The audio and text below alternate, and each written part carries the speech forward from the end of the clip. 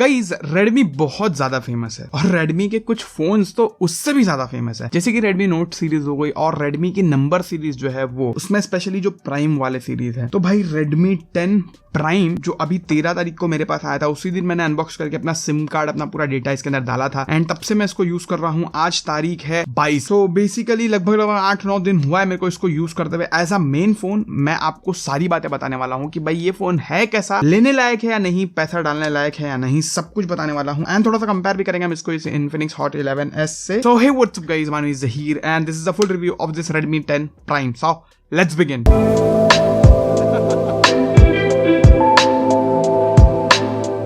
सबसे पहले तो मैं प्राइस की बात करूं तो भाई ये 12,500 रुपए का है, 4GB रैम के साथ में 64GB इंटरनल स्टोरेज। तो वो पहले ही मैं बोल दे रहा हूँ भाई काफी महंगा लगा मेरे को पर्सनली। एंड जो 6128 वाला मॉडल है वो 14,500 रुपए का है। तो पहले प्राइस क्लियर कर देता हूँ। उसके बाद अगर मैं बात करूँ बिल्ड क्वालिटी की तो भाई साइड का पूरा जो पोर्शन है वो पूरा प्लास्टिक का है, बैग भी प्लास्टिक है एंड इस बार जो प्लास्टिक का बैग यूज किया इन लोगों ने Redmi Note 10 में यूज किया था ना, उसका ज्यादा प्रीमियम था, वो मेरे को पूरा ग्लास लगता था। इसमें थोड़ी बहुत फील भी आती है प्लास्टिक की, मतलब बिल्ड क्वालिटी तो अच्छी है, ऐसा कुछ ज्यादा मेरे को प्रॉब्लम नहीं लग रहा है।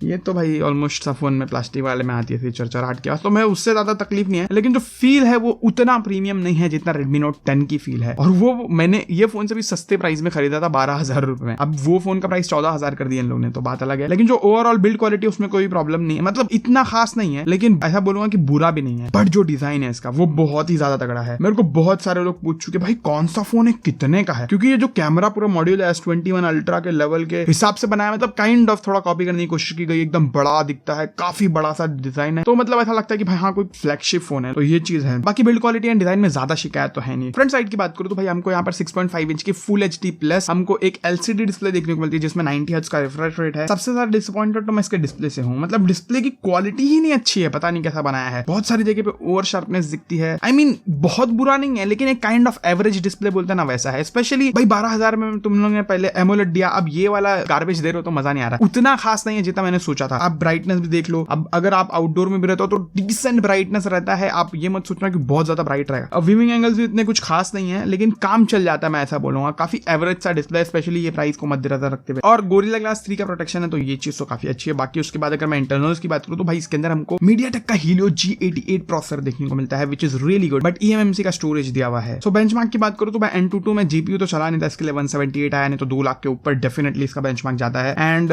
Geekbench की बात करूं तो ये Geekbench का स्कोर है। जो इंटरनल स्टोरेज है भाई eMMC स्टोरेज काफी स्लो है, तो डेफिनेटली यहाँ पर दिख के आता, उतना कुछ खास स्पीड नहीं है। जो overall day to day performance है उसमें मेरे को ज्यादा तकलीफ नहीं लगी। कभी कभी ऐसा होता है कि फोन थोड़ा सा लैगी फील होता है, स्लगिशनेस हमको देखने को मिलता है। मैंने बहुत सारी चीजें इसमें लोड कर दिया, तो ऐसा फिंगरप्रिंट पर टच करता हूं ना तो कभी कभी थोड़ा स्लो खुलता है, तो ये चीजें मैंने नोटिस की है। मतलब उतना कुछ फास्ट नहीं अगर आप हैवी यूजर हो, तो अगर आप नॉर्मल यूजर हो तो आपको ज्यादा दिक्कत नहीं आने वाली। भाई Helio G88 काफी दमदार प्रोसेसर है, डे टू डे टास्क में कोई भी एप्लीकेशन वगैरह ओपन करना हो गया, क्लोज करना हो गया, एकदम रफ होता है, कोई भी ऐसा ज्यादा आपको दिक्कत नहीं होती है। रैम मैनेजमेंट उतना खास नहीं, क्योंकि भाई ये 4GB रैम वाला मॉडल है, तो ये एक चीज है, लेकिन ओवरऑल चल जाता है काम, मैं ऐसा बोलूंगा। अगर आप घर पे दे रहे हो, पेरेंट्स वगैरह को यूज करने के लिए चाहिए या फिर बच्चों को, स्टूडेंट वगैरह को चाहिए, तो फिर उसके लिए कोई दिक्कत नहीं होती है। इवन जो BGMI वगैरह है उसके अंदर हम 40 FPS की आराम से गेमिंग कर सकते हैं। एंड गेमिंग में तो मेरे को कोई भी शिकायत नहीं है, 40 FPS की कांस्टेंट गेमिंग करा देता है, ओवर हीटिंग की भी कोई दिक्कत मेरे को देखने को नहीं मिली। तो परफॉर्मेंस के मामले में अच्छा है, लेकिन बहुत ज्यादा अच्छा नहीं है, लेकिन मैं बोलूंगा I am satisfied with the performance, specially for the price. But अब उसके बाद अगर मैं बात करूं सॉफ्टवेयर की, तो भाई इसके अंदर MIUI है, उसकी वजह से और परफॉर्मेंस घटिया हो जाती है। भाई मैं ऐसा बोलूंगा ना, बहुत ज्यादा हैवी स्किन है यार, बहुत ही ज्यादा हैवी स्किन है। मतलब इसके अंदर 90 हर्ट्ज का रिफ्रेश रेट है, लेकिन बहुत जगह पे वो 90 हर्ट्ज को ड्रॉप करता है, तो ये एक दिक्कत लगी। लेकिन इतना हैवी सॉफ्टवेयर है, जिसको आदत है MIUI की, उसके लिए तो भाई बल्ले बल्ले है, उसको तो मजा है, लेकिन मैं इससे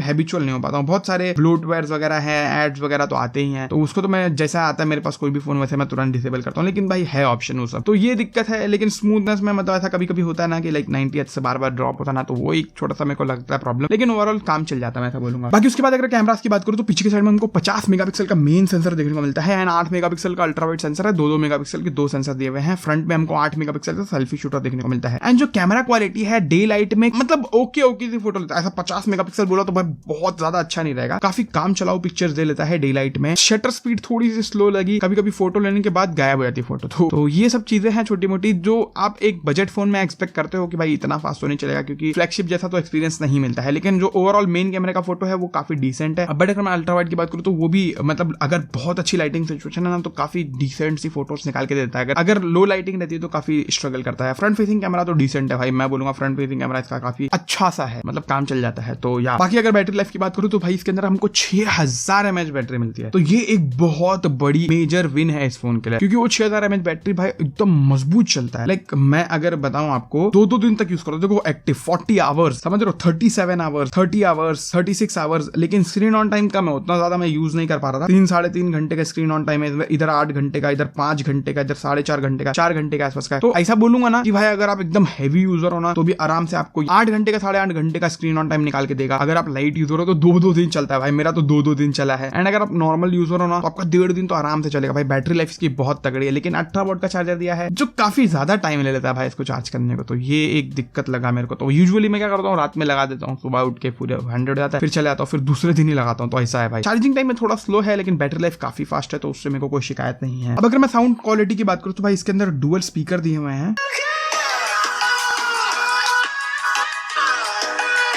ये प्राइस के हिसाब से काफी डिसेंट स्पीकर है, मेरे को कोई भी शिकायत है नहीं। ईयर पीस की क्वालिटी भी अच्छी है, लेकिन एक इशू है छोटा सा, लाइक हम इसके अंदर 2 सिम कार्ड लगा सकते हैं। नेटवर्क वगैरह का मेरे को कोई भी दिक्कत देखने को मिला, 2 4G वगैरह अच्छे से चलता है भाई, कोई भी प्रॉब्लम है नहीं। 4G प्लस का इधर पे थोड़ा वो है, लाइक 4G प्लस हमको देखने को नहीं मिलता है, तो वो चीज है। लेकिन इधर 4G प्लस दिखाता है लेकिन वो अंदर नहीं आता भाई बराबर से नेटवर्क, तो वो एक छोटा सा प्रॉब्लम है। लेकिन जब हम कॉल पे ईयर पीस से बात करते हैं ना, समझो कॉल चालू है, तो मैं जब बात करता हूँ ना तो मेरा आवाज भी माइक से पिकअप करता है वो, और मैन में तुरंत छोड़ता है एकदम। लाइक लाइव माइक आप यूज करोगे तो आपको समझ में आएगा मैं क्या चाह रहा हूं। तो हल्का सा मेरी आवाज भी भूं भूं करती है, तो ये एक छोटे से प्रॉब्लम मेरे को देखने को मिली इस पर्टिकुलर फोन में। बाकी कॉल क्वालिटी एंड रिसेप्शन वगैरह में कोई भी ज्यादा प्रॉब्लम नहीं था भाई। माइक का पिकअप वगैरह भी अच्छा है, सेकेंडरी नॉइज कैंसलेशन वगैरह माइक दिया हुआ है, तो बाहर भी रहोगे आप तो कॉल क्वालिटी में कोई भी दिक्कत नहीं आएगा। एंड इधर पे आयर ब्लास्टर भी दिया, तो आप घर के टीवी वगैरह एसी वगैरह कंट्रोल कर सकते हो इस फोन से। और हेडफोन जैक का भी साउंड क्वालिटी अच्छा है। आई मीन देखो ये फोन जो है ये 11,000 का है, ऑलमोस्ट सब कुछ सेम, बल्कि कुछ कुछ चीजें इससे ज्यादा है। मैं इसका वीडियो डालने वाला हूँ कुछ टाइम में, एक छोटा मोटा कंपैरिजन भी हम करेंगे। इसका डिस्प्ले भी बड़ा है एंड इसका परफॉर्मेंस भी मेरे को इससे ज्यादा अच्छा लगता है ये इन्फिनिक्स का। लेकिन भाई सॉफ्टवेयर इसका भी क्रैपी टाइप का ही है, तो आप लोग अपने हिसाब से डिसाइड करो भाई। मैं तो बोलूंगा भाई ये प्राइस में 12,500 में it is a good buy. But भाई Redmi Note 10